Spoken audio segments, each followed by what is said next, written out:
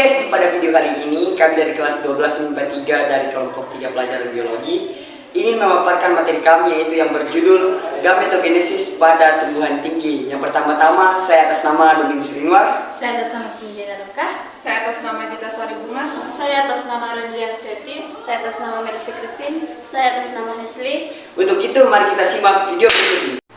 Halo sahabat pelajar.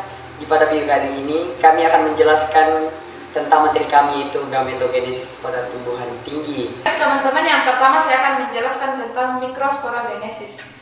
Gametogenesis pada alat kelamin jantan tumbuhan dinamakan mikrosporogenesis. Mikrosporogenesis adalah proses pembentukan mikrospora atau serbuk sari. Mikrosporogenesis dimulai dari sel induk mikrospora yang membelah melalui meiosis 1 dan meiosis 2, serta menghasilkan 4 mikrospora yang dinamakan tertat, karena keempat mikrospora menempel menjadi satu. Masing-masing mikrospora akan berkembang terpisah satu sama lain menjadi butir serbuk sari atau polen. Pada tiap serbuk sari, intinya mengadakan pembelahan mitosis menjadi inti vegetatif dan inti generatif. Pada tumbuhan Angiospermoe atau berbiji tertutup, inti generatif membelah sekali lagi membentuk dua inti generatif setelah terjadi penyerbukan. Gametotif jantan yang lengkap terjadi saat serbuk sari bertambah, yang mengandung satu inti vegetatif dan dua inti generatif. Kedua inti generatif inilah yang siap membuahi sel-sel gamet betina. Pembahasan selanjutnya akan dijelaskan oleh rekan saya, Rendian Seti. Oke, baik, pembahasan yang kedua yaitu megasporogenesis. Gametogenesis pada alat kelamin betina dinamakan megasporogenesis. Megasporogenesis merupakan proses pembentukan megaspora. Proses megasporogenesis dimulai dari pembelahan meiosis 1 dan meiosis 2 sel induk megaspora diploid, menghasilkan 4 sel megaspora yang haploid. Pada tumbuhan Angiospermae, hanya satu megaspora saja yang fungsional, sedangkan tiga lainnya mengalami degenerasi. Selanjutnya, satu sel megaspora yang haploid mengalami 3 kali pembelahan mitosis berturut-turut menghasilkan 8 sel megaspora di dalam gametofit betina. 8 sel tersebut selanjutnya tersusun menjadi 3 sel onlipoid, 2 inti kutub, 1 sel telur atau ovum, dan 2 sel sinegoid. Berikut saya akan menjelaskan kartok embrio, diploid, dan haploid, di mana kartok embrio yaitu tempat terjadinya pembentukan gametogenesis betina dan pembentukan embrio setelah terjadi vestilasi. Kemudian diploid adalah kromosom yang tidak berpasangan. Fungsi dari diploid digunakan untuk pertumbuhan dan perkembangan makhluk hidup. Kemudian haploid merupakan sel yang di dalamnya hanya berisi satu set kromosom saja. Fungsinya adalah untuk mendeteksi mutasi dan rekombinan unik. Selanjutnya saya akan menjelaskan mengenai kecambah, kulit biji, embrio, endosperm, bakal biji, dinding ovarium. Dan yang pertama, kecambah adalah tumbuhan muda yang baru saja berkembang dari tahap embrionik di dalam biji. Dan yang kedua, kulit biji merupakan karakter morfologi penting biji kedelai karena menentukan proses fisiologis embrio, sekaligus menjadi penutup dan pelindung embrio. Dan yang ketiga, embrio. Embrio merupakan suatu tanaman baru yang terdiri dari bersatunya gamet-gamet jantan dan betina pada suatu proses pembuahan. Dan yang ketiga, endosperm merupakan jaringan yang kaya akan peti dan cadangan makanan lain guna memberi makanan embrio yang sedang berkembang. Yang keempat, bakal biji merupakan struktur pada tumbuhan berbiji yang melindungi dan menjadi tempat bersemayamnya sel telur. 5. Dinding ovarium, jaringan parenkimmatis serta jaringan vaskuler yang dilindungi oleh epidermis tabung phloem.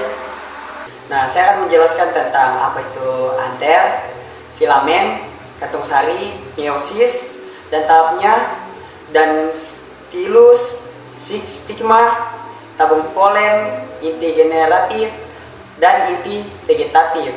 Nah, yang pertama itu adalah anter. Apa itu anter? alter adalah bisa dikatakan kepala sari. Nah, bagian benang sari yang berada di ujung tangkai berfungsi untuk menyimpan serbuk sari. Nah, itu teman-teman. Nah, yang kedua ada filamen.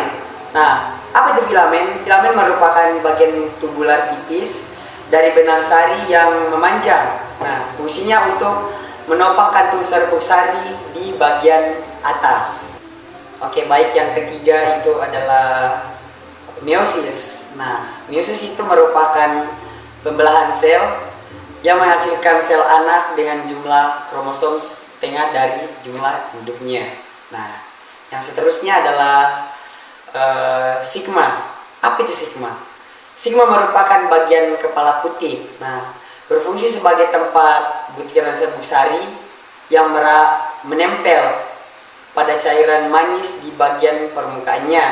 Nah, sementara stilus adalah bagian putih yang memanjang berada di antara stigma dan ovarium. Ovarium terdiri dari satu atau lebih karpel yang mengandung bekal biji. Nah, ini. Nah, stilus adalah bagian putih yang memanjang berada di antara stigma dan ovarium. Nah, yang seterusnya adalah polen atau bisa dikatakan serbuk sari. Nah, ini merupakan alat perkembangbiakan jantan yang ada pada bunga. Nah, yang memiliki bentuk yang sangat kecil seperti butiran-butiran halus dan berjumlah sangat banyak yang dihasilkan oleh tumbuhan berbunga atau spermatopia. Oke. Nah, yang seterusnya adalah inti generatif. Nah, inti generatif terjadi pada tumbuhan baru yang didahului dengan penyerbukan, yaitu peristiwa jatuhnya serbuk sari ke kepala butik sehingga terjadi pertumbuhan. Nah, yang terakhir itu ada inti vegetatif. Nah, inti vegetatif itu bertugas mengendalikan proses pertumbuhan sel bulu serbuk sari.